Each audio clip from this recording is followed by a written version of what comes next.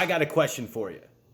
What would you do if everything that you ever wanted, every need, every desire was satisfied? You know, if it's money, whatever. Imagine you got all the money you could ever imagine in your bank account and accept that as a reality, right? And then imagine the life that you would have.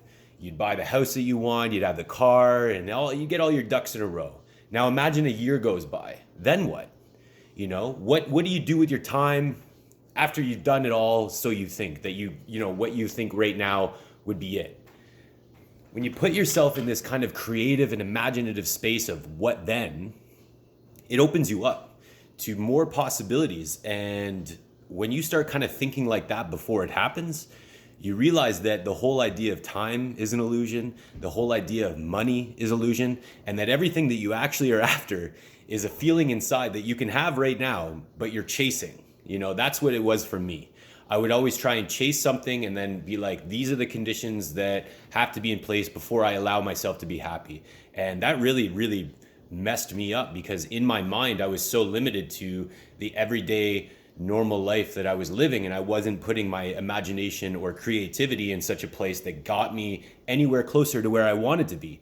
So in that battle, I would beat the shit out of myself up in my head because I wasn't doing the things that I actually wanted to do with my life. I wasn't working towards them, and everything just seemed dire, right? So you realize that once I found myself, right, I realized that all the limits of the mind that had kind of come into place over all the years of growing up and all that stuff and listening to these people and that, and just, you know, getting kind of caught up in the rat race that we're in.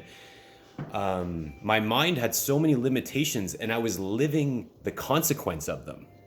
So as I kind of found myself, and as I was able to get out of my mind, my imagination and my creativity were starting to go to places beyond, where I was looking for opportunities and possibilities. And this is the realm that you can live in, that brings you to a place that starts to open your eyes, open your ears and your senses, and just everything.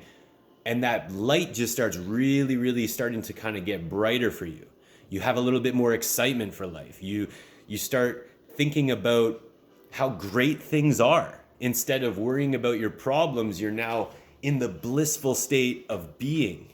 And it's like, why are you put in a condition like there's got to be $150 million in your bank account before that's a reality? The idea is, if you start living like that, you start thinking like that, and then you start attracting it. That's how the law of attraction works, just so you know. You have to get out of the limits of what your mind has been programmed to. So once you find yourself and you're outside of the mind, you can then think creatively, imaginatively, and you can start painting your world, your life, the way you want, so that you're no longer trapped into this like dome of thinking the same way over and over again, hoping it's going to be different, right? If you're stuck in the same patterns of thinking, you're going to get the same results over and over again, and that's going to really limit your possibilities and opportunities. But just remember, everything that happens is for a reason. There is no regret. Don't look back in anger. Everything in your life is a stepping stone for a reason that you're gonna find out. This whole thing is a conspiracy.